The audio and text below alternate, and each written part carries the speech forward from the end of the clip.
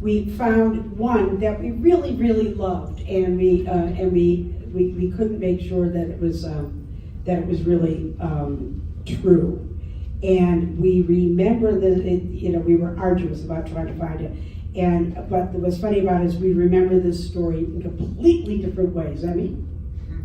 Yeah, so we were very diligent, especially if the person was alive. We really wanted to make sure we found the exact source that the quote was taken from. And so it was an article, it was an interview, or something like that. So there was one quote that Condoleezza Rice said. And she said that she never wanted to be the former anything.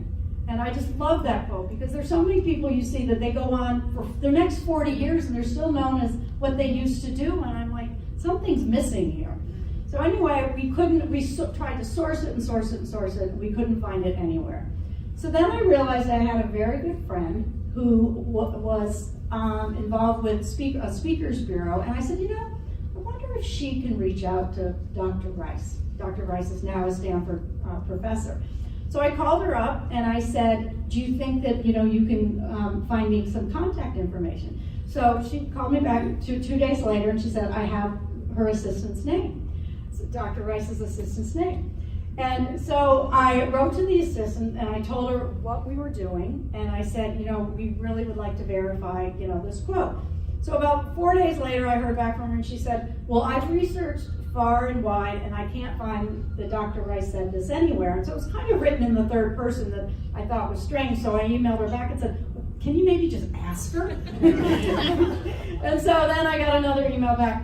Dr. Rice does not even remember saying this ever. And I wanted to email her back again and ask, can she maybe just say it? But I thought, I'm bothered this woman enough, so let's move on. Here's how I remember the story. We're so pissed off. So after that, I let Erin know. Right. So we were so pissed off we couldn't find it because it's such a great quote.